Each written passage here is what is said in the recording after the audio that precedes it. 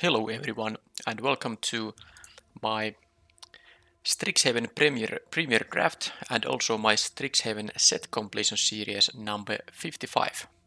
So it is divisible by 5, which means that because at every 5 events I will have a collection status update, this video will be one of those. So in the description below and also at the end of the video I will cover how close to Strixhaven completion I am, including the Mystical Archive. And I am actually quite close, so if you're interested in that stuff, you might want to check it out quickly.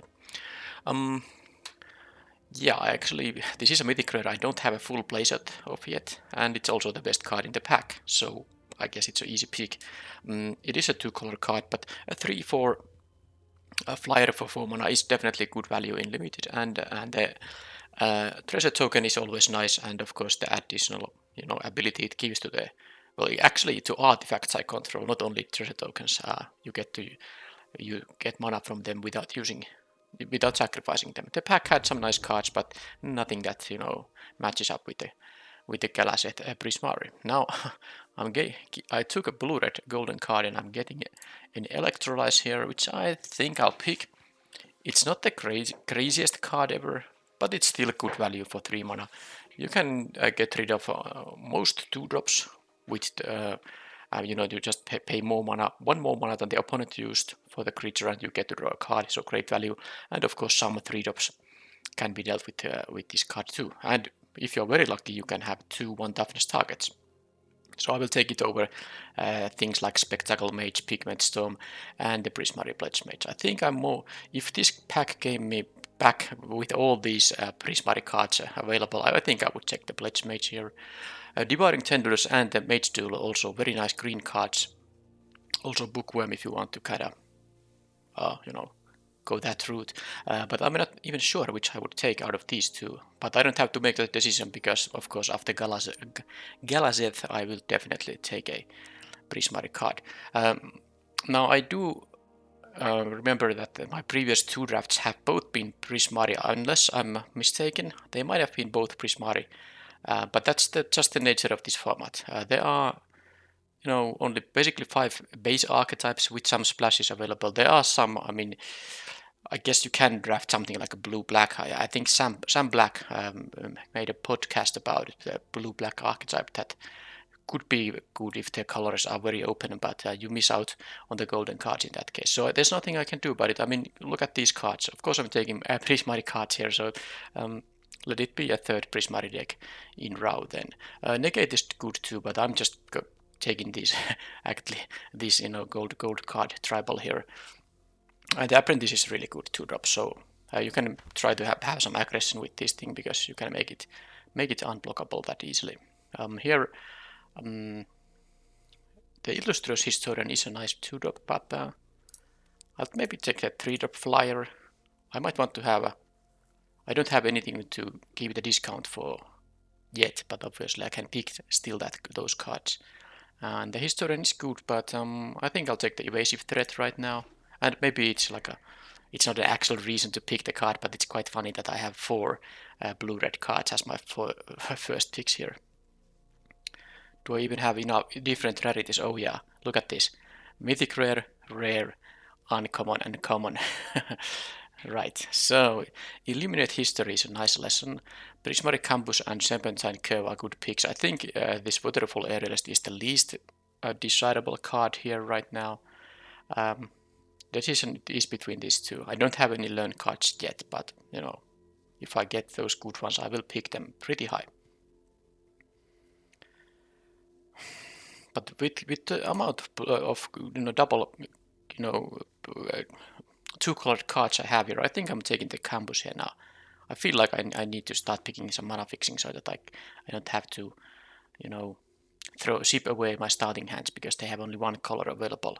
Now this is a decision. There are still 3 cards I'm wanting to have. So Prismari is quite sufficiently open here. So I'm in the correct college here pretty surely. So Summoning, Arcane Subtraction, and Illustrious Historian each are reasonable picks. But I think I just take the Summoning here. I just passed the lesson, so I don't want to pass too many of these. This is the perfect lesson to have here. Right, and still, wow. I think it's going to be the masterpiece. I have one thing to give it a discount, and this Gala set Prismari also gives the treasure token to make it easier to cast it. I would be wanting to have two of these elemental summonings in my sideboard, but I think I want to have this just, as a good main deck card. Okay, now is time to actually pick a Illustrious Historian. The Sudden Breakthrough might be okay too, because I am actually interested now in the treasure token, also synergize with this thing, but let's take the good 2-drop now. This is only my second 2-drop, so definitely I do want to pick more of them. And Mercurial Transformation is not that great of a lesson, although it does combine with Electrolyze very nicely. That is to be noted. But Test of Talents, I think it's just a quite good card, and I'm usually now main decking those cards. Counter spells, negate and Test of Talents are main deckable cards. I'm now taking the Pledge Mage over the Spectacle Mage. Both are mages, but yeah, I need a 2-drop, and this is a fantastic one here. So I really like how this draft has started. And yeah, this is also part of my ranking up series for May 2021. In the previous Premier Draft, I did in fact rank up to Diamond. The last game I won, it was my 7th win, and I got to Diamond rank. So I'm at bottom of tier 4 in Diamond rank. I don't think the Soothsayer Adept is that great in this format, or at least in these decks, because both the blue-green and the blue-red decks kind of want to hit their land drops, so the looting isn't that. The looting is great in decks where you don't actually care about having more than 5 or 6 lands in play, but that doesn't always apply for these decks in this format, the blue ones. So the Soothsayer Adept doesn't usually find a home that easily. It is still a defensive 2-drop if you need 2-drops, but so far I have 3 2-mana creatures that I will rather play, and now I have a fourth one too, so pretty nice. I actually don't have to pick 2-mana creatures anymore, just because for curve reasons I will pick high quality 2-mana creatures, but I don't have to just pick them for any other reason. Okay, I got even the Aerialist back here, some cards here, so I have a lot of playables now. And I get a nice common here. Heated Debate is easily the pick here. Well, I mean, it's easily the pick because there's not really a lot of else in this pack for me. But even if there were some, some better blue and red cards, definitely Heated Debate is most likely going to be the pick here. And okay, now we have, well, still options. So Fractal Summoning, definitely would want to have that. I have currently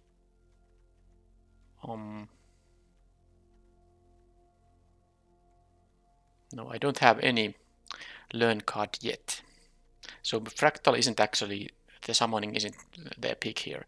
Negate, Serpentine Curve, and Enthusiastic Study are cards though that I'm wanting to play each of them. And I'm not sure if it should be the learn card actually. I have one counter spell. This is better. The Negate is slightly better, although sometimes you get the information about their deck. And you can actually exile duplicate, so maybe it's sometimes better, but okay, I think I want to have my learn card here, and this could be a bit of an aggressive deck too, so it might make sense to have this kind of pump effect here available. Now here is Divide by Zero, easily, one of the best learn cards in the set, so let's take it. One thing to remember, this actually targets spells. I so often just default to the mode that this is a nice bounce spell. Bounces anything but tokens and lands, of course. But this is also, you can return spells to open opponent's hand, so this is basically a remand. Well, for a 3-mana remand, and instead of drawing a card, you get to learn. Right, so is it time to... Wow, nice flunk here. It is a good card. Is it time to take a Mercurial Transformation? This has a good likelihood to, come back to me as pick number 12 too. But how many Illustrious Historians I need? I guess I could play a third one, but I still have options to pick, maybe Pledge Mages and stuff like that. Still with the Electrolyze, I kinda like the idea. Yeah, let's take the lesson now. Ooh, Torrent Sculptor. And there's not even anything else here. So both Flamethrower Sonata and the Torrent Sculptor are quite nice. The Sculptor is, usually you want to get at least a 4/4 out of it, but because it's it counts the, it checks the mana value and then rounds it up, so any 3 mana or more expensive instant or sorcery makes it a 4/4. I can even, do some nice stuff with the Masterpiece, which will make it a 6/6 in fact. So yeah, very easy pick here. Okay, well now this pack, is this like the first pack that's not like one of the few remaining picks in the pack that doesn't interest me too much? The Vortex Runner doesn't seem to be the kind of card to be run in this deck. The Letter of Acceptance would usually be okay, but now that I have only one 7 mana card, not even anything with 5, not even a Fractal Summoning, I don't think it's that great. I might even take the Biblioplex Assistant, but probably start with this thing in the sideboard. Okay, Increase in Vengeance. Yeah, there's Elemental Summoning here too. But the thing is that Mystical Archive Mythics are, well, in combination with the main set Mythics, they are the bottleneck to set completion. And I start to be so close to set completion that I will be picking these with high priority. This is also a spell I can actually play. So, not necessarily main decking it, but we'll see. But I will take it over the Elemental Summoning, which would be my pick if this was like some kind of high stakes draft event where money is in the line. I would probably take another Elemental Summoning in that case. I can take a Tome Shredder here. And Infuriate, Resculpt, Letter, Make Your Mark. Huh. Well, the Infuriate isn't that bad. I could see playing one of them. I could see also getting a lot of playables. I'm at 16 non-lands now, so it's probably going to be more cards than I will be playing. This is a Premier Draft, so no sideboarding. I don't plan to play main deck Resculpt, so let's just take some like an uncommon here. Okay, Fuming Effigy, but I think the Spirit Summoning has to be the pick here. I don't need any 4 mana creatures. I have a few of them, so let's take the nice Summoning here. A cheaper option if I want to have it, or if I already have gotten the Elemental, I can still take the Spirit. Now I got this thing back. There's also another Tome Shredder. Which one it should be? I have like a 3-drops are Tome Shredder. I guess it's gonna be the Tome Shredder. I have those Historians, quite a few of them. Well, only 2. I'm not sure. Might have been a mistake, but oh well. Okay, Blark, that's good. And that's a 2-drop too. And Spectacle Mage, Spirit Summoning are fine options, but okay, I don't have access to Augusta unless I've, get a land. Not sure. The Blark is just good. I mean, it's a 2 mana 2/2, so it doesn't. That's a good baseline. And then you have the discard a card to draw a card. Doesn't cost even mana. You can. That's almost like looting, but not quite, of course. But because you don't have to use mana on it, it's quite nice to change your less good cards to something that could be better. And of course, if you can untap with this thing with 5 mana available, you can just not only basically draw extra cards, but also cast them. Of course, there is a limit to how expensive they can be, but this is a fantastic card. Urza's Rage. Yeah, well, I mean, it is an instant 3 mana, deals 3 damage to any target, including players, by the way, which makes it a quite nice limited card. The kicker option, it's literally 12 mana with the kicker, so I can't. It's not gonna happen often, but it would be funny, of course, if a very drawn-out game would end up in me kicking this thing. Pledge Mage, the Quandrix Pledge Mage would be a fantastic pick too, but of course I'll take the removal here. Now this is useless. I always say when I see this, just that if you are wondering if this card is worth playing, it is a rare, but this is completely unplayable for limited, and I don't know if that, well, I guess you can build around it in constructed somehow, but it's a completely bad card. But am I going to take the Creative Outburst, Spectacle Mage, or Enthusiastic Study? 11 creatures now. That's a tough one. I don't necessarily want to take the 7 mana card, but then again, it is quite good with the Torrent Sculptor. I can just, discard this and have a turn 3 6/6 with Ward. Okay, let's take the Outburst. Let's take the power here. Environmental Sciences. Now, this is perfect. Always nice to have. Easy pick here, no questions asked. Flame Scroll Celebrant. Okay, Now, Corinian Ignus wouldn't be the worst pick here, because the 7 mana spells actually like it quite a bit. But Flame Scroll Celebrant is another nice 2-drop. 2-drop that can actually battle with larger creatures, trade with larger creatures. It's just fantastic. And okay, I will play a Pigment Storm here. And now I'm at 22 non-lands. I guess my sideboard has cards I could play. Like, yeah, the Increasing Vengeance is currently in my sideboard. Let's main deck it for now. Okay, and now I have one Mercurial Transformation, so I'm not taking another one. I have one counter spell, so maybe not the Whirlwind Denial. One Waterfall Aerialist is the maximum number I'm gonna play here. I think with the number of lessons I got, I might take the study number 2. Is that my 4th learn card? Let's see. Well,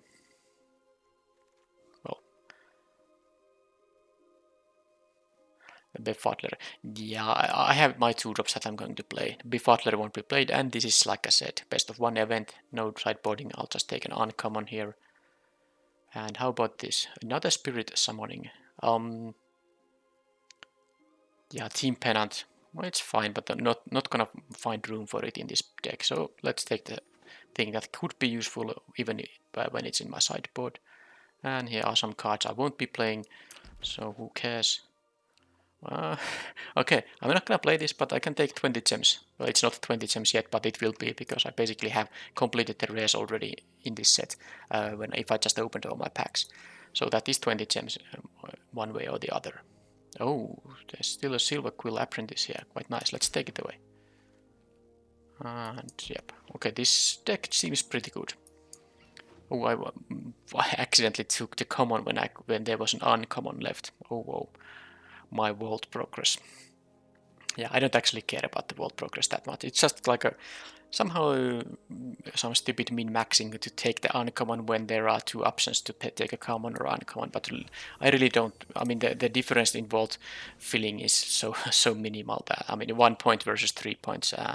And I don't really, need the vaults. As you can see, I have wildcards enough for the rest of my life if I continue drafting like this. So, but it's still something, a habit to pick the uncommon, because it's kind of the better option when you are not going to play either the common or the uncommon. Anyway, here I don't think there are cards I'm going to main deck. There's the assistant. Well, okay, I suppose I can add it for now. Probably will be cutting. Twin Scroll Shamans won't go there. I don't need the first day of class, because I have better learn cards in the deck, and this is not going to fit in the deck either. So first thing I'm going to do here is check the lessons first. For how many learn cards I have support. So there are 3 creatures. And then there's the environmental sciences, which can be very good, but of course in some games you just draw all the lands you need and you don't want to get this. And then the Mercurial Transformation can be good or can be almost useless. So basically there are 3 lessons that are always going to be good. So how many learn cards I do have here? It is only 3. Okay, so the study I picked was my 2nd learn card only. So definitely all these 3 will always have something I need. So definitely not gonna cut any of those. But what am I going to cut? Let's lose the land for now. This is a 17 land deck for sure.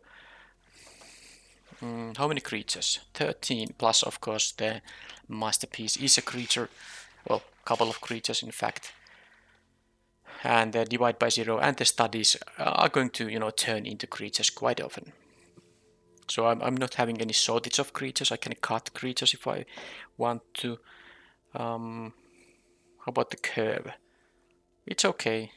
Curve is quite okay here. So usually the Torrent Sculptor will be played, but the Flamethrower Sonata is still a card I can use. The Biblioplex Assistant, that's what I'm thinking here first. Am I going to want to play it? I have a total of 12 instant and sorceries. That's not counting the lessons that I might be getting during the game. So that is a lot of things I can return. How many of them are cards I want to return? Heated Debate and Urza's Rage quite often will be cards I don't mind having again. Divide by 0 definitely. Enthusiastic Study is less useful because this is not so great when opponent knows about it. Then there's the increasing vengeance. So this is a double caster red. The thing is that the blue-red common, teach by example, the hybrid common, I mean. It's good in this Prismari deck because you can always, the mana cost is not an issue. But this is a double red, so let's say if I want to copy something like a Heated Debate, I actually need to have 3 red mana. If I want to copy Infuriate, I need 3 red mana. Pigment Storm, at 7 lands, I still would have to have 4 of those being mountains or red producing lands. I have also the campus here. So I think the Vengeance, and of course the flashback option is nice, but if I had like a Shock or Lightning Bolt, maybe it would be a better addition, but I don't think I need to play it in this deck now. Also I need to cut some stuff, and that's pretty much, you know, the less reliable card, not so reliable card than my other cards here. So I will play the Aerialist, nice little flyer here. I don't actually have a lot of ways to push through. That was the problem in my previous Prismari deck, I think. I lacked ways to kind of push through. I'm not sure. At least I have a couple of enthusiastic studies here. Tome Shredders can grow and have some nice,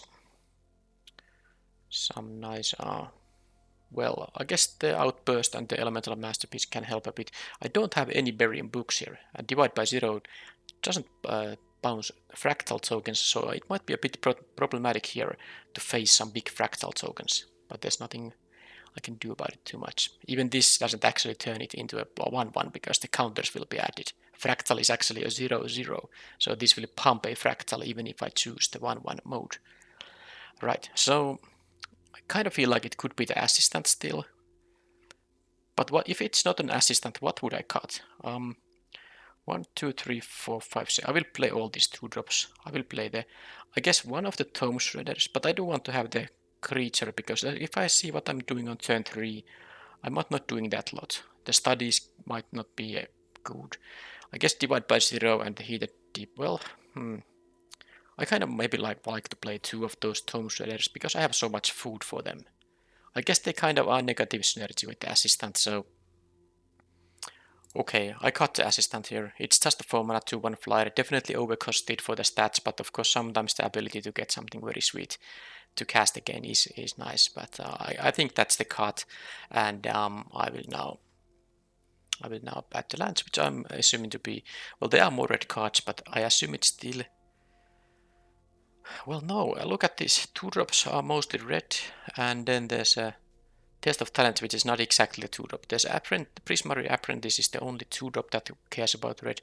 The only 3-drop creature that cares about red is the Spectacle Mage. This is a double caster red though, although sometimes it's just, you know, the red spell, sorry, double caster blue. I could see playing at this more red than blue here. Also the number of cards dictate that way. And I have the environmental sciences anyway to get the, you know, second blue if I need it. So I think the mana base for the basic lands is going to be not 8-8 but 9 mountains and 7 islands. And that's still with the campus it is going to mean 10 and 8 mana base with the also environmental sciences available. If I draw one of these 3-drops, although studies, well, I guess I can, you know, target opponent's creature if I really just need to get the sciences. This will, you know, turn into a card, so it's not like losing a value, but of course you usually want to get the value out of this trick and get to learn the lesson too. But yes, this is the deck.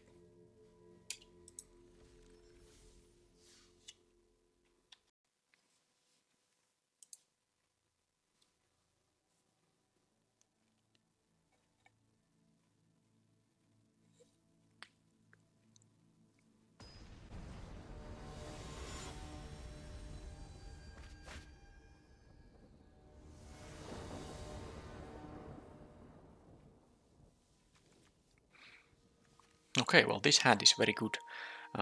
Ideally I would be on the play with this hand because it's such a good curve out hand, but no big deal. I can be on the draw too. So turn 3 options are Electrolyze or the Tome Shredder. And I get to play my only tapped land on turn 1. My colors will be working nicely. Now there's a Pledge Mage. Let's see if they have a target for the electrolyze. Well, they didn't, but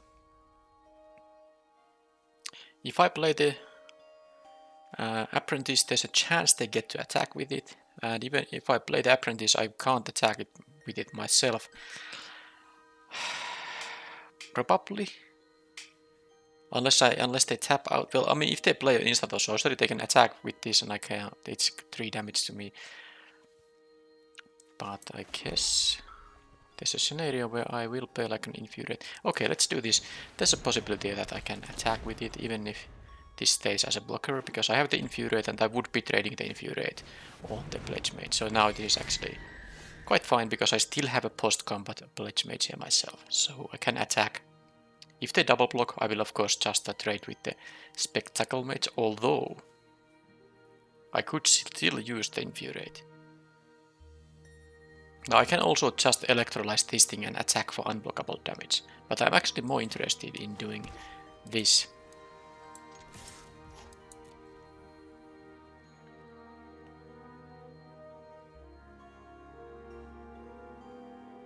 And then if they do nothing, I think I will in fact play the Tome Shredder now.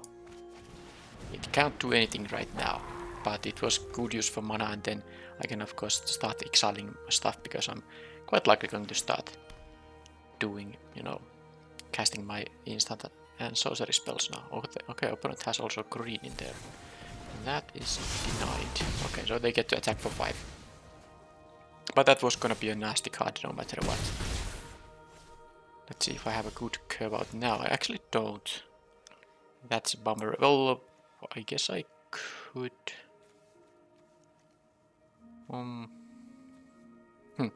So, the thing is, if I now electrolyze, I can still next turn play.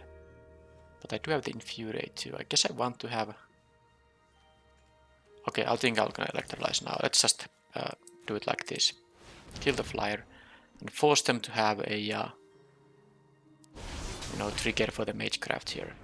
Now that can exile the electrolyze. It will become a 4/4. That's nice. And the infuriate here, I'm not gonna stay and block. I will, if they get to attack for 3 here, then they get to attack for 3. I don't think it's gonna be an end of the world there yet. Tapped land. They have 3 cards left. Now I did just win a card in that exchange, of course, with electrolyze. They are slightly ahead in the. Okay, they didn't find a trigger for the magecraft. But now, of course, because they have mana up, they could have like a Burial Books. I'm not going to attack with this thing and then use the infuriate. The better idea here is just to. Well, there still are a couple of options, but I don't think I'm gonna make this bigger than a 4/4, and I can use the infuriate if they have a heated debate, and because heated debate doesn't care about the word, I can still save it with the infuriate. And currently the 4/4 is going to be good enough against the pledge mage, so let's do it like this. Well, that could be a counter spell too. Now that could also be just a Eureka moment. Well, like I said, I'm not gonna attack with the apprentice into open mana here. They had nothing. Oh, well, they have something because they had priority there, but let's see if they have a big fractal, because I just said in the drafting portion that that's the weakness of this deck, if they have fractals. Right, well, with the double pump spell I have available, I'm obviously going to just attack with the sculptor and see what they have. It could be a Burying Books, and then they have to use 5 mana for it, but that's gonna work. Okay, nothing again.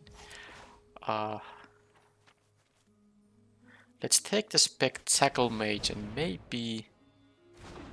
Yeah, these 2-drops they're not that great. I'm gonna keep the infuriate up. They could also have a mass removal. They could have the Draconic Intervention, or they could not just have, of course, that kind of stuff.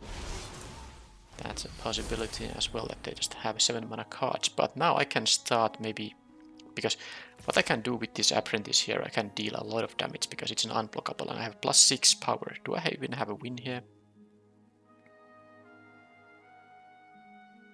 No, I have 10 damage here. Well, obviously I'm taking that thing through. Yeah, no blocks there. So I have 10 damage here. That's actually quite Let's see the lessons before I do anything. I can't cancel. Okay, that. Transformation. Base power is a... But do I have mana all of that? 6.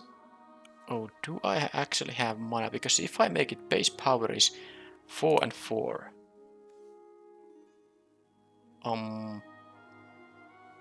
That's lethal, right? Because I redraw the land. So if I do this... Because I'm pretty sure when it's a base... Oh, I'm not sure how it works with the...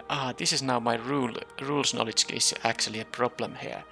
Because if I study and give it +3/+1, it actually might overwrite the +3/+1, and I'm not sure. Because if this was otherwise a base power... Oh man, I'm not sure if that works actually. It might be... Because this makes it a 5/3 unblockable. If I use the transformation, it might be just a, 4/4 after that. That's actually a bummer. That's really not optimal here. So what I'm going to do here then?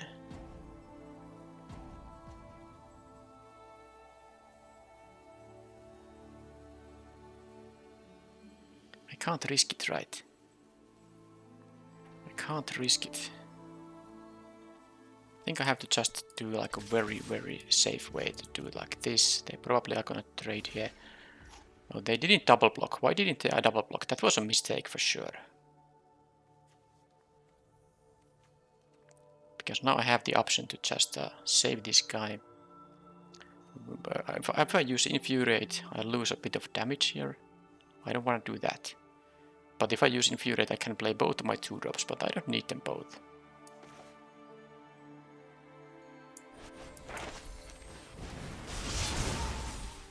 I have 3 mana left. I could take a Spirit here.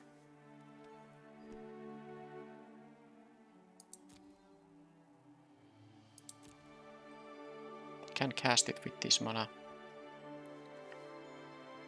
But I can also actually do this Mercurial transformation and make the unblockable thing. This is actually tough. This could be a relevant pump effect, but because I can still play the creatures here.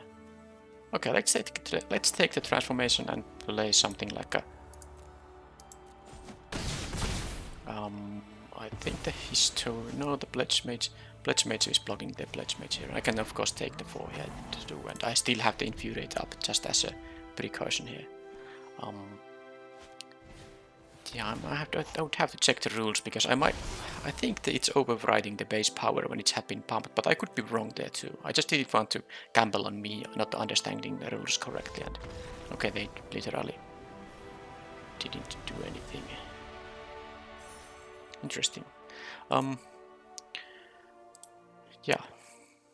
Hey, if you know the answer to that rules question, when I give like a giant growth effect to a creature, let's say a 2/2 creature, it becomes a 5/5. Then I say that with some other card, well, the Mercurial transformation, that its base power becomes 4/4. Does the giant growth pump work in a different layer so that the timestamp doesn't matter? So will the end result be a 7/7, or will it just overwrite the giant growth boost, and will it be only a 4/4? If you know the answer, please tell me in the comments.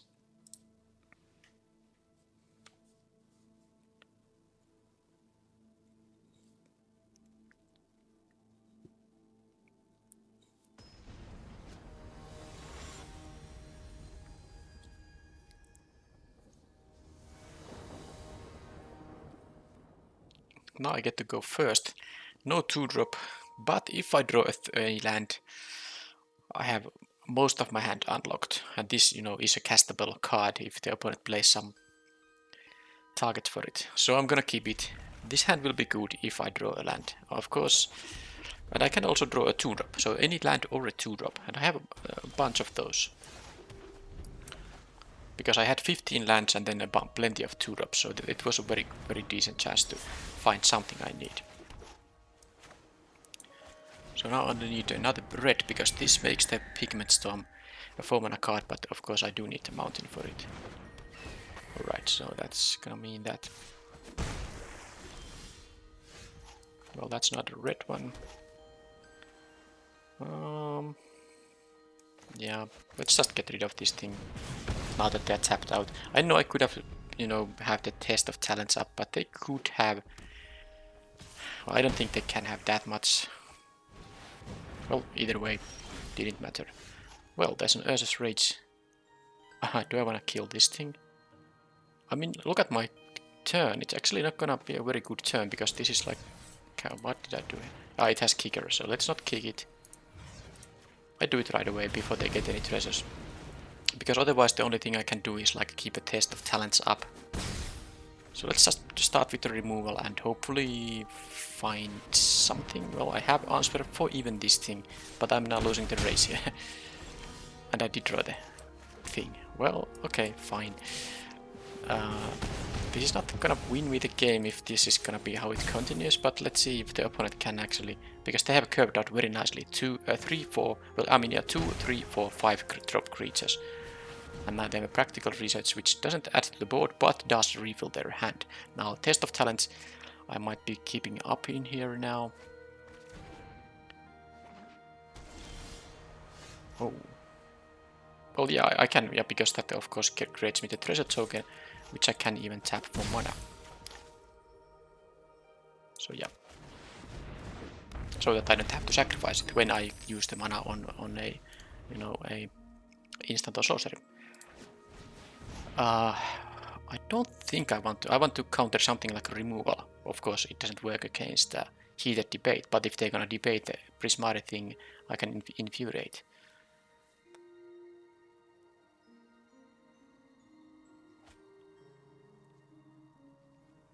Yeah, these pump spells are quite strong. I mean, this is again, I'm presenting 6 power here. I have 5 already, so I could deal 11 with the hand here. Okay, they get something back here. The practical, okay, I don't care about that.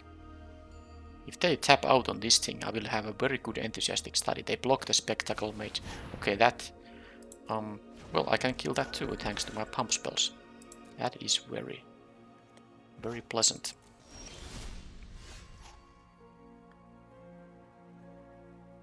Any reason to play the land now?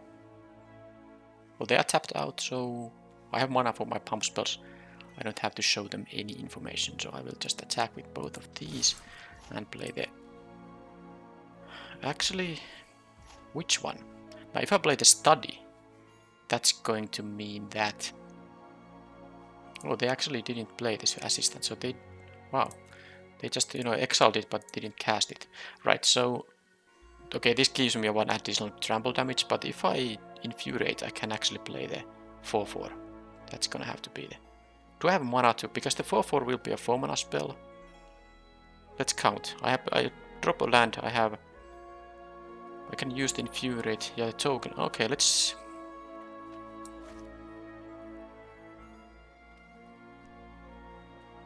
Yeah, let's do it like this.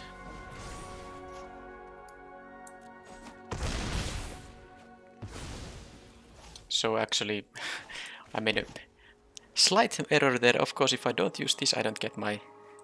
I don't get my lesson. But yeah, I wouldn't have had mana. If I played this, I wouldn't have had 4 mana left. So at least this way I can use the test of talents here, which is actually quite nice.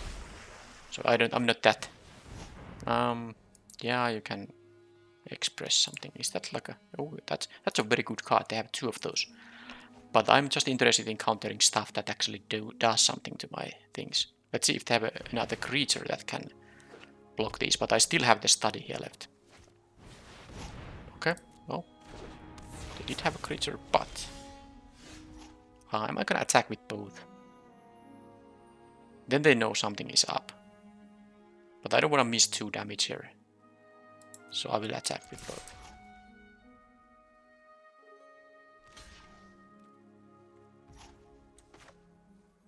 Yes, I tapped the treasure for this, obviously.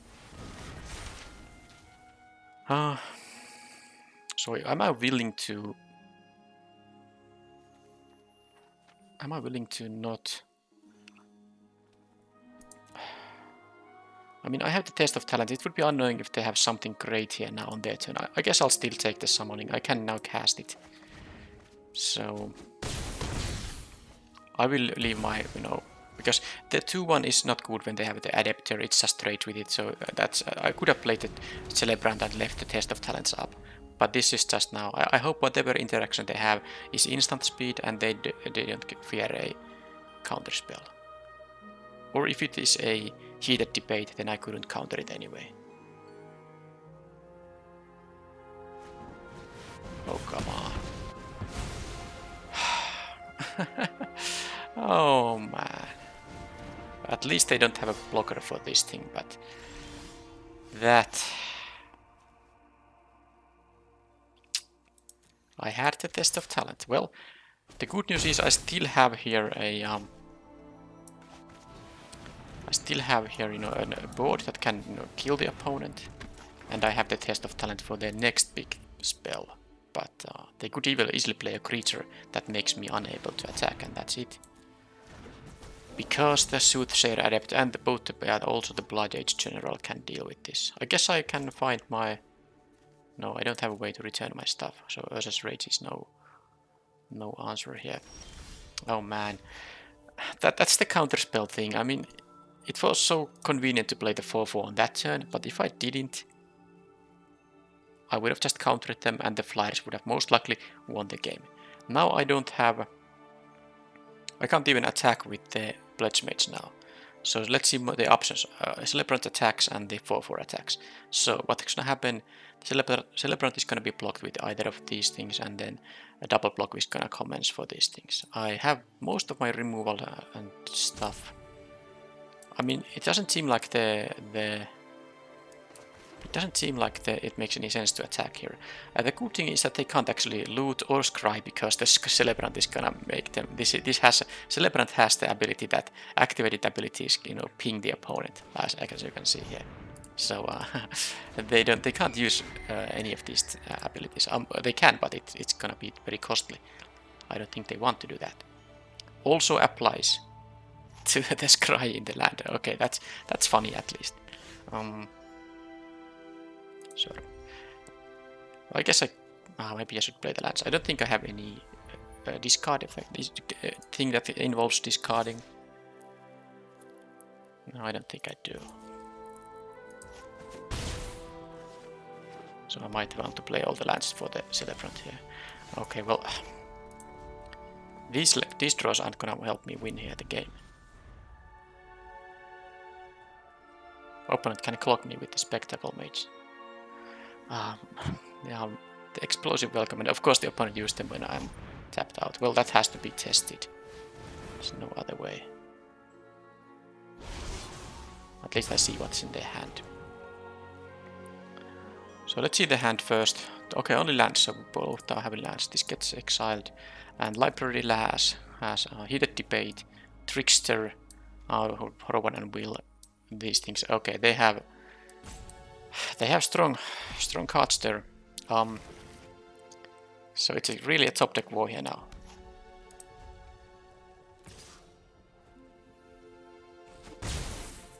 This game was decided by me. Oh, come on.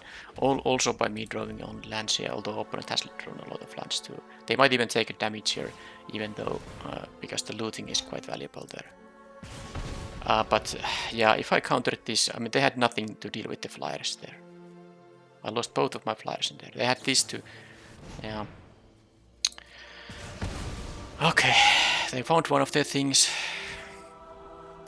Now, I didn't know that they would have specifically this 8 mana thing that kills 2 of my Flyers.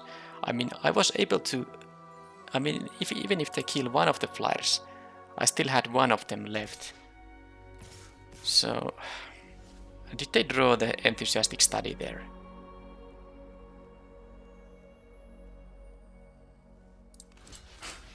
Wow. I guess they did.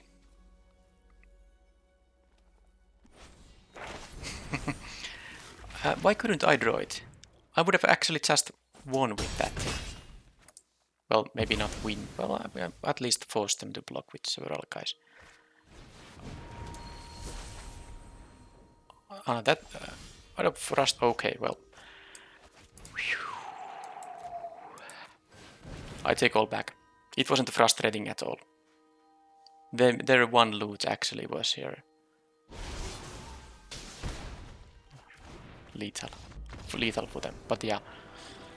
I actually forgot I had that out. I only remembered about the Ursa's Rage, which I already had used, but that was also direct damage to a player. But yeah, this, when they get rid of my both creatures, when I did have a counter spell in my hand, but I just had to tap out.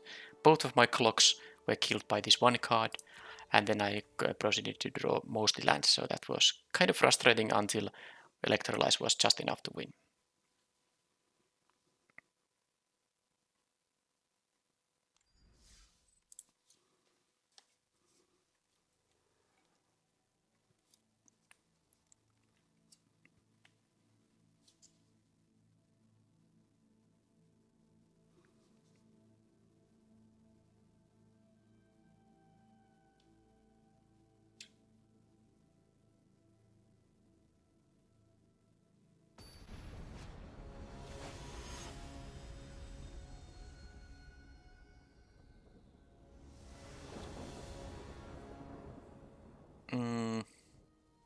This thing can get me the blue mana because I have environmental sciences, so I will keep this hand.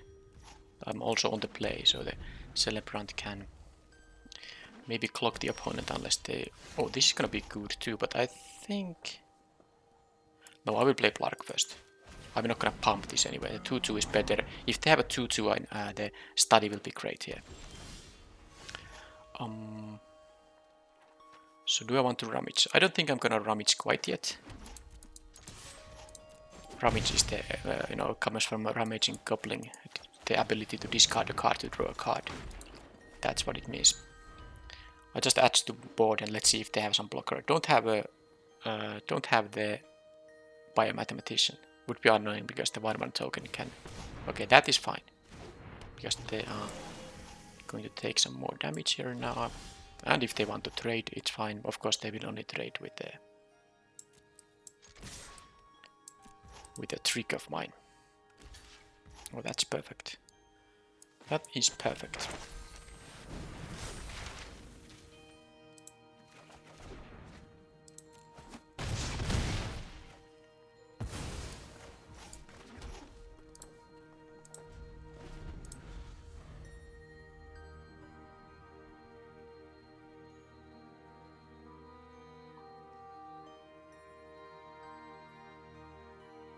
And this thing actually, yeah. So reveal cards from top of library until I will reveal a non-legendary non-land card. So it can be even a permanent. Just okay, they pop quiz, sure. And then I cast it for free. And that happens. Okay, they found an environmental sciences as well. Oh, they actually missed their. Oh, that was bad for them. They missed their drop there. So I'm just gonna get my island here, and I will play the Spectacle Mage. I will let them, of course, use 2 mana for that thing. This is just too much pressure I'm applying here. I have the Flame Scroll Celebrant, which is, by the way, quite nice with the Enthusiastic Study. I can make it as 4 power with 2 mana, and then use 3 additional mana to make it a 7 power Trampler, and I have all this. So this, yeah, that was unfortunate for the opponent. But I guess that's also a good example again how important it is, especially on the draw, to try to always get something on turn 2. Because I went, I had plays for turn 2 and turn 3. Opponent had only a turn 3 play, and it was just a, it's a good card, but when you have to start blocking with it, it's of course quite miserable, especially if opponent has tricks. So even if they didn't miss the drops that much, I was in a good spot in here with my pump spells and my board presence here. But yeah, because if they had something for turn 2, I guess my pump spells would have still made it very good for me. But the general idea is that you would rather not skip making a play on turn 2.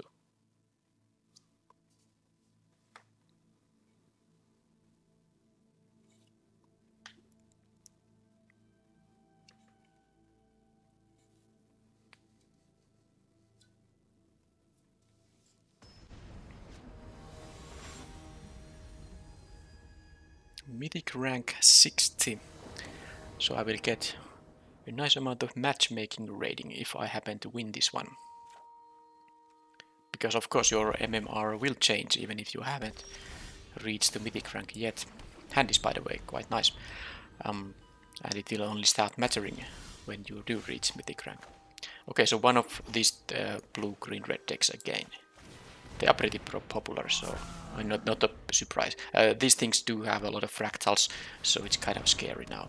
But they had a perfect target for my Electrolyze and allows me to attack with the Pledge Mage, so this is a good start for me. But a big fractal will be a problem. Hey, maybe I can play into a OSS Rage win. Only need 12 mana for that when I kick it. Well, if this was a heated debate, this would be a perfect curve here, but I hope they play something that I can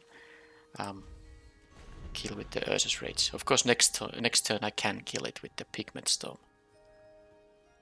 All these lands are, by the way, not that great. Not that great at all. I need to draw non-lands. I mean, only if I actually get to 12 mana before I'm dead. Then this would be great. Okay, they have the fractal there. But what can I do here? They can't play a very big fractal quite yet, so I'm going to just kill this thing, ping one. Well, ping one goes sort of tramples over, and then they add 13. The Historian isn't exactly the kind of card I needed here right now, but if they play the fractal, it's only a 4/4. If they have a land drop, they have Pub Quiz. But sadly, unless I use the Ursus Rage here, well, they can't cast it, but they can. This was my win card. I guess I'll have to actually rage this thing, although not on this turn, on the next turn. I do miss out on attack though, but if I rage it, I can't play the Aerialist. I guess I need the Aerialist instead. But yeah, this flyer is going to be able to push through even if they have big fractals, and but they just have a good blocker for it now. Yeah, that's the fractal stuff happening right now. So now, sadly, very sadly, the Prismari Pledge Mage can't attack now. Well, it can, but you know they have the blocker for it. So had I gone on the previous turn, Ursus Rage here, I could have connected for 3, but I couldn't have played the Aerialist. So the outcome would be completely the same. Yeah, and let's see my mana situation. It is 7, 8, 9, and this with kicker, it's additional 8. So it's really, sorry, additional 9, so it's actually 12 mana. So currently I have 9, and when they have these fractals, I can't survive until I get that much mana. Now, all these land draws have been pretty miserable for me, but I just have to do this. Not really much of an option in here, because they can start attacking with the 6/6. Good news is that I can block with the Historian, but basically if they have anything to deal with the Aerialist, that's game over with my land draws here now. Well, I mean, I can still find more flyers and all that, but I'm in a very bad shape at least if they find an answer for the Aerialist. I kinda need one of my pump spells that would hasten the clock quite a bit. One thing I don't have here is Expanded Anatomy. That would be great for my deck, but I don't have it. I have the Sciences and I have the couple of Spirits, the Transformation and the Elemental here. So no blocks for now, I will take the 6. I will start blocking. If I had 5 mana up, I would have blocked with the Historian in that case. Do they have a Mage Duel? That will cost 5 mana, but... Well, I mean, yeah, this is tapped now, so I can attack. Okay, Aether Helix. They get back the... Oh, come on, why does it have to be a... I'm slightly wondering why would they attack here, because I guess they have a way to push through, but they don't know that I'm having a whole lands in here. They really don't know about it, so they actually took a bit of a risk when they attacked. It could have blocked the Historian here. I have a Scry available, but imagine if I drew anything. I could have played all my spells here. Well, maybe not the 7 mana spells. Oh, by the way, that's 1 out. That's 5 damage. I forgot the uncommon 7 mana card is in here. So I will have, of course, an upkeep stop here. Okay, pests are useless. I mean, not useless, but they are cards I don't care about. I'm not gonna jump block now. I'm gonna go to 4. I think I have to just take risks in here. So Now they can't deal with the aerialist because they can't pay for the ward. So if I find one of my the trample tricks, yeah, no blocks. There's not gonna be a 4 extra damage with that mana. Yeah, trample tricks work because this will be a 6 power trampler, which is just enough. And then of course, what else works? Don't know if much else works, but I have 2 of those. And I have a couple of scries and then a draw step. That's not going to cut it. Not with the pest tokens, so this is gonna go away. And let's count the mana. If I scry, I can still have mana for the thing here, so let's scry. Come on, deck. But they could have a counter spell, by the way. But yeah, this is one of the 2 outs I needed. So now I'm dead to a counter spell. But at least I did all I could. That's the thing you do in limited. You did all you can. Negate or the other thing. Otherwise I just win.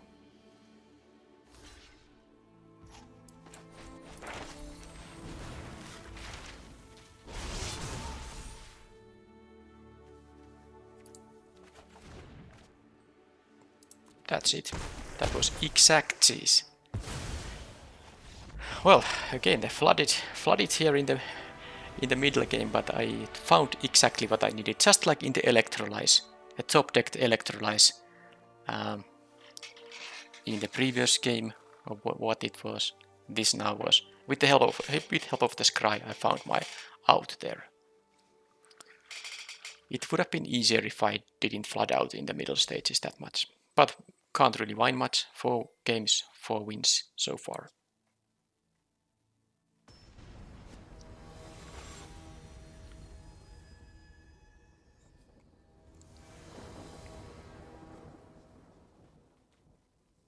Okay, another very nice hand. 2-drop and 3-drop. Maybe the masterpiece will be discarded, but maybe not, because I'm only 3 lands away from casting it. And I can have discounts. Well, okay, let's say 2 lands. I can have discounts, and the mythic dragon can make me a treasure token. Well, I'm gonna go here. Again, an opponent that didn't have a 2-drop, and I am on the play. Let's see, but now I don't have my pump spells, so it's a lot less impressive. Oh, red and green. Is this like a cruel deck, or is this a blue? You know, are they just missing the blue mana, which would be usually combined with these lands? Okay, there's the Galaset. Well, definitely the elemental masterpiece will be now, you know, cast and not discarded. They have something, I'm guessing, heated debate. Let's see if they use it now or take 4 damage. Because they of course can kill the Prismari thing. But it still makes a treasure token. And there is it. That's fine. And I will play now this, which would have been a better target for the debate. So this means that next turn I don't quite get to cast the masterpiece, but on the following turn I can. And this threatens to deal a bunch of damage if they don't have. Okay, is that like another? I guess they're just missing blue, right? This is 9, it would be 12. It doesn't. Yeah, it's not. Well, I guess this is gonna be close to. Yeah, they kept a hand that didn't have the blue mana, which must be the missing color there. Okay, so I went to from bottom of tier 4. I'm already at diamond tier 3 because of the streak of victories here.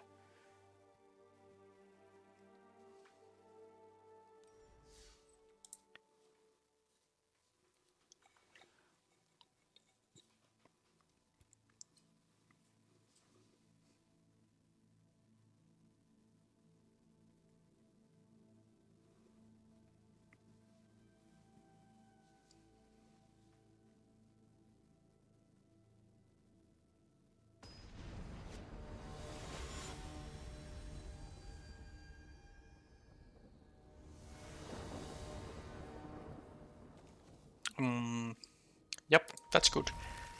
Good enough. The only thing I have going on here is the Historian and the Divide by Zero, but this can get me Environmental Sciences or a creature token, and the Creative Outburst may, you know, be discarded for a treasure token, but of course I don't have to make that decision anytime soon.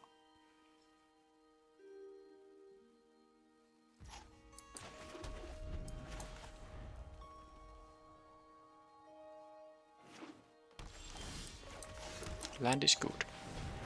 I'm closer to Creative Outburst now. Now this has a 2, yeah, this is what I'm talking about, 2-drop. It's nice to have it. Land isn't bad for the Creative Outburst, but I actually do need the blue source before I can cast it. But yeah, now I will just attack. I don't think they're gonna block it because this comes back as a 3-2. This is probably more valuable thing. My most likely play on the next turn will be Divide by Zero, whatever spell they are gonna have there. But I would want to get the 4/4 token. Sadly, I won't have mana for it. But the 3/2 token just isn't going to be, you know, impactful enough. Maybe I'm lucky they try to like have a field trip and I can test of talents that. It's a possible thing.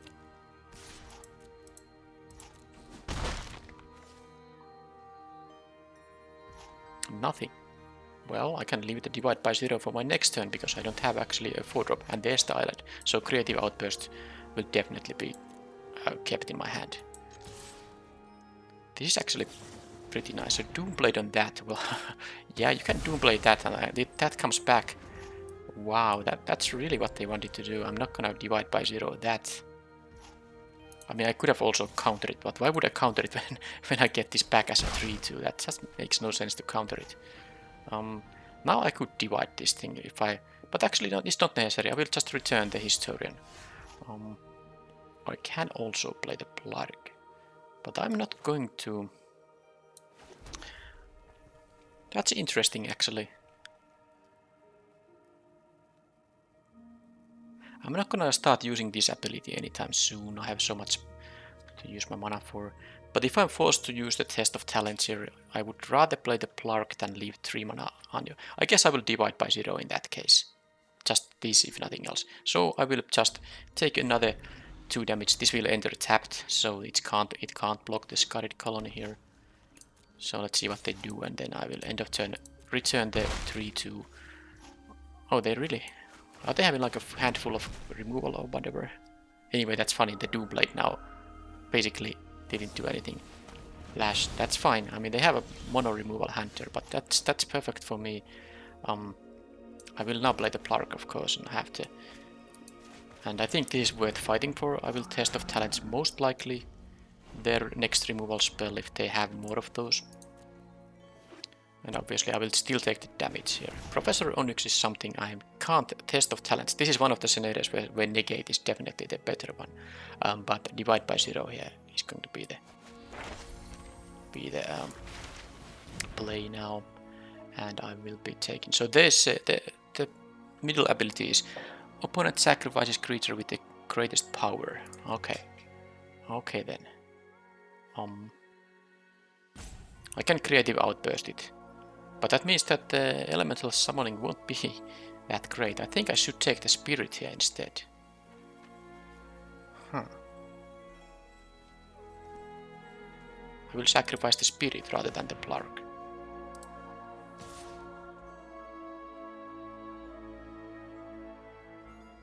Yeah, this is gonna be a 4/4 at some point, but don't know really. I can't use this if I cast the spirit. That's actually a problem. But if I do this, no, I'll take it. That's a pretty awkward, but I mean, opponent has a planeswalker and a very good one at that. The hasty thing does do a bunch of work though.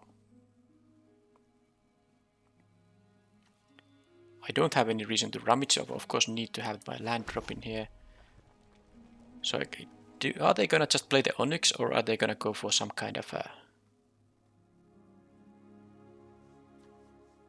other play?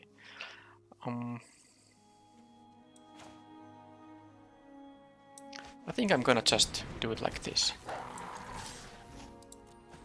And this might be a bit risky because I would really like to have the test of talents up. But this just gives me a nice board presence. This is not gonna be a 4-4 with the next land. And if they play the Onyx now, it's not gonna be good. Because if they use the middle ability, I sacrifice the 3-2 and I can deal, you know, it's gonna be a 2 loyalty. I will kill this attack, the Onyx will die. So they will do something else than Onyx in this turn. And if I get to untap with most of these intact, that's gonna be quite good for me.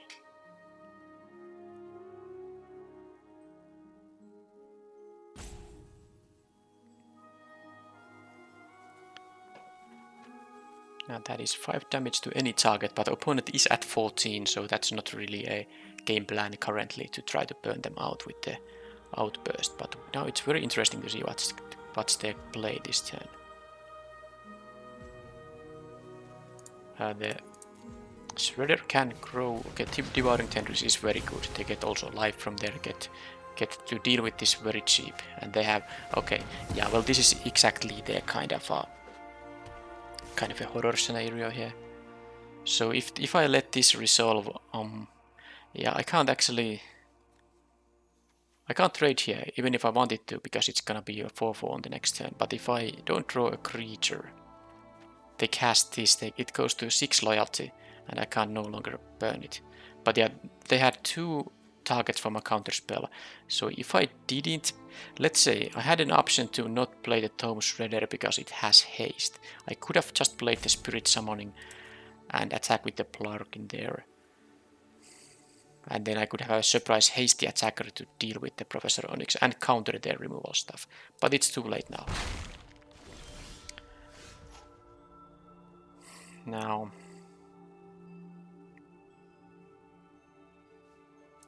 yeah, this is actually very bad. This is very bad now because I will be losing my...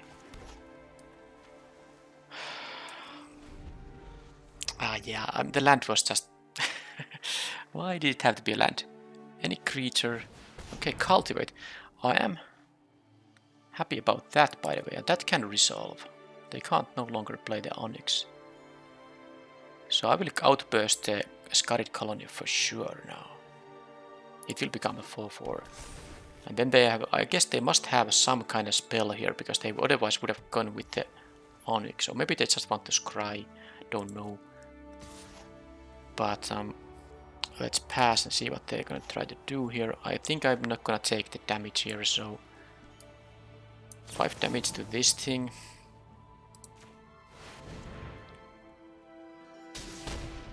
And then I can have an Elemental Masterpiece. I still can't, well maybe if I draw land, I can't keep the Test of Talents up, but I haven't seen any instant of sorcery there right now. And well, now because I did draw the land, I can actually play the Masterpiece and still have a Test of Talents up. So now the Onyx won't be doing much. I will sacrifice a 4-4 and then I will attack and kill this, and I still have a 3-2 and a 4-4 left. And if they have some kind of instant or sorcery, I will counter it. They scry to bottom, which is of course good news there. I'm not sure if they were supposed to cultivate. They maybe should have Professor Onyxed on the previous turn. But they couldn't know I have the 5 damage thing here.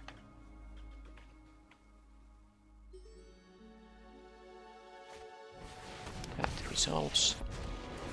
And I will sacrifice this, otherwise I have a lethal attack in here. We have a Fanatic, sadly. So... okay, Tome Shredder though is going to be good. I of course have to kill this, which means I have to attack with both, and they don't have to trade. If I only attack with the 4-4, I don't want to give them Magecraft Regesh, I don't want to give them cards with this thing, so I will have to do it like this. But the good news is I have a Tome Shredder which will become a 3-3. Oh, they still trade here. That's fantastic. So I can do this and this will become a 3-3, and now I have counters on any instant.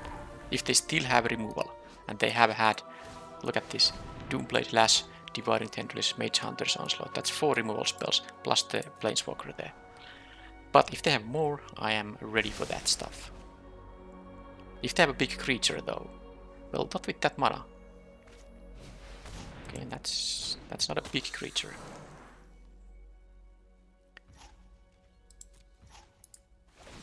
And doesn't matter, I don't have ways to bring this back, I don't think. Okay, I don't have a win, but I have a... Oh, I actually should pay attention with this. Don't, you know, lose these 7 mana things because of the Torrent Sculptor. But yeah, this is pretty easy attack now. And then, even if they have a Wrath effect, I have the counter spell for that. I need, yeah, 3 islands is what I need here to have the counter up. So this is now this happens here, so it's a 6/6 with Ward 2. And they have only 4 mana after this, so I think it's game over for them. They kept this though. What does that mean? Concession. Okie dokie then, that actually is... Wow. And that must have been my 6th win then if I... Okay, I'm 6-0 here with this deck. Let's observe it for a while. Well, I have just curved out very nicely. That's the importance of a good mana curve. You win games when you can curve out. And of course the pump spells and the removal, they are pretty good.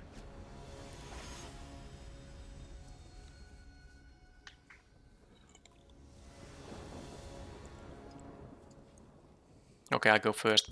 Again with a reasonable hand, but not that amazing, but of course not a mulligan hand. I think this can attack, this can't attack, so I'll play the 2/2 instead. Let's see what they have. Okay, black-white, but no 2-drop yet, and now I got some pretty nice 4-drop here myself. Lash of Malice, eliminate. Yeah, I'll let it go. It wasn't gonna, you know, trigger that many times, and opponent being at 20 is not gonna... I don't need the 2/2 here, even if it becomes unblockable occasionally. Okay, they just want this to... Okay, that's fine. That is fine indeed. Now, can I untap with the Test of Talents, or is this gonna eat removal as well?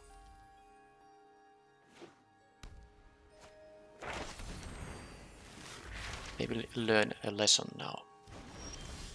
Introduction to Annihilation. Okay, so a 3/4 flyer might just be good enough that I'm supposed to counter it.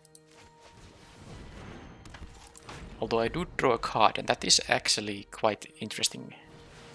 Okay, no need to worry about that. They don't actually have a 5th mana, but they have to block the Celebrant. It's gonna deal a ton of damage. But that's okay, yeah. Only creatures there. Right, so I don't want to kind of reveal that I have the Test of Talents there, but I guess I'm gonna play the land anyway and assume they're gonna block with the Combat Professor. I will deal out otherwise so much damage.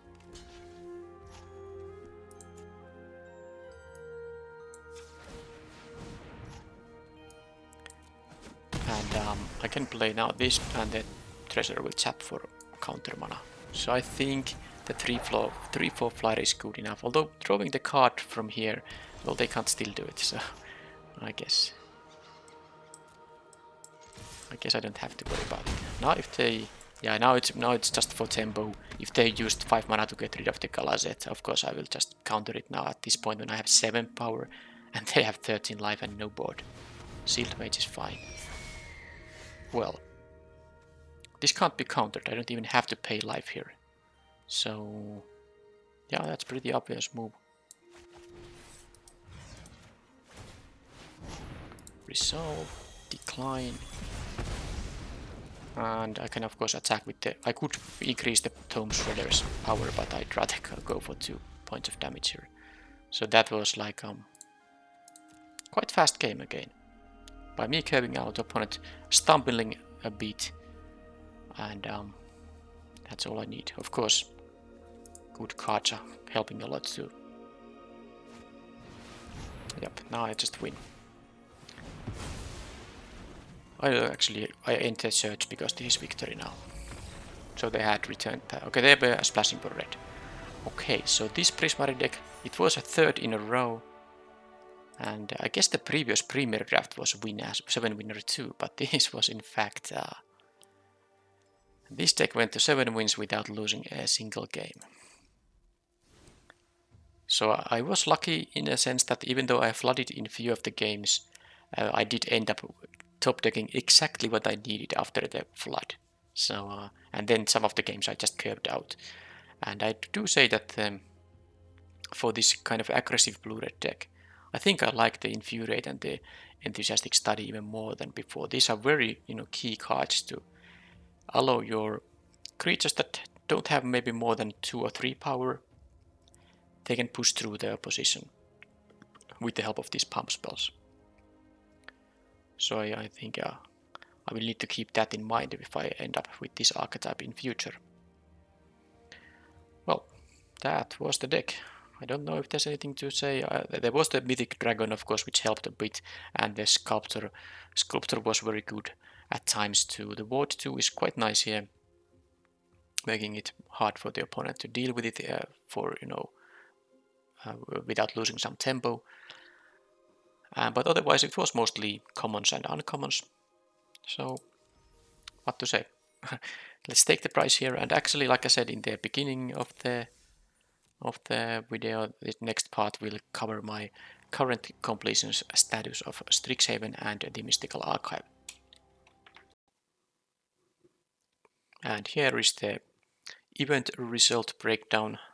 No big changes in the traditional drafts. I actually have avoided getting 3 wins, if I can say. I haven't really intentionally avoided it, but I haven't gotten any 3-win results in last several drafts, but I've gotten 2-win results instead, so I didn't get any of these very bad results, which means that my win rate has gone a bit down here, but anything over 70 is something I'm very happy about. And then my previous 7 Premier drafts, I think I said already, have all been, sorry, not previous 7, previous 3 Premier drafts have been 7 wins each. So I have gotten a little bit back of the gems that I have lost in the Premier drafts, because of course these when you get less than 3 wins in a Premier draft, that costs a lot of gems, and that has really all this first 3 columns in this graph really have cost me a lot of gems. But at least I've gotten some nice results now lately. Hopefully that will continue. I mean, I don't have to get 7 wins always, but anything with 3 or more is quite nice, and 4 or more especially, because 4 wins is almost no loss of gems at all. And the sealed events of course ended, so this graph will stay as it is for the rest of the project now. And here is now the gem balance change. Because I didn't have any massively good traditional draft results lately, I only got back because I did get 3 7-win results in the Premier draft, so this could have been even a better change to the positive, but I'm still happy that I'm won now. During the previous 5 events, I actually did win 1,100 gems, more than I paid for the event, so this graph got a turn to better for now. Hopefully this trend will also continue. But what have I gotten with the 6,100 gems is of course a lot of packs. These are all the packs I have gotten included from the mastery track, so the limited event prices are still more than 200 packs, so that's quite a good amount of packs for the 6,000 gems. And of course that doesn't even include the mythic rares, mythics and rares from the Mystical Archive as well. So this is now my current collection status, and these are the drop rates for these rarities. So if I opened all these 238 packs, I would approximately, based on the drop rates, own a total of this amount of these rarities, which means that my rares have been actually filled for quite some time, and I did add this column because I will be opening a lot of 5th rares now. If I would open these now, I would open the 5th rares, and the value would be around 1,300 gems at this point. And of course I could add this number to here. So if I add the 1300 here, I would be down only 4800 gems in that case. So hopefully I can actually complete the set without it costing me any gems at all. I was able to do it for Kaldheim, but it's not really sure yet for this Strixhaven. And Mystical Archive rares are very close to completion. If I opened these packs, I would be having around 115 out of the 120 rares here. So I'm assuming that in the next completion status update, I will have this at 100%, most likely. The mythic rares from both the main set and the Mystical Archive are still at around 80% completion. And after 55 events, if they are at 80% completion, that means that it's around 15, at most 20 drafts, I think, before I actually get to open the packs and actually complete the set, all the rarities. But we will see how much. It's a lot depends on how, of course, on the performance in the events, because the number of prize packs affects it quite a bit, and also it depends on how many of those mythic rares I open or how many of those get passed to me. So that was it for this status update report, and I have one more mention. Just today, Wizard of the Coast actually announced that there will be a Strixhaven Draft Challenge event coming up later in May, and I will be obviously playing a lot of those. There are pack prizes from Strixhaven, but also for the first time the prizes include not gold, not gems, but draft tokens. So that's a high stakes event. It costs 3000 gems or 20,000 gold. But if you do well in them, you actually can net a bunch of draft tokens, and that's kind of an equivalent to gems to me, because I will be drafting no matter what in future. So that will be exciting, and all of my attempts, all of my drafts in the draft challenge will obviously be uploaded to my channel as well. But that it's still a couple of weeks, or maybe it was no, it wasn't a couple of weeks. It's maybe like a bit over a week from now when this video gets published. Alright, next draft will be a traditional draft, so I will see you then. Thank you for watching, and bye bye.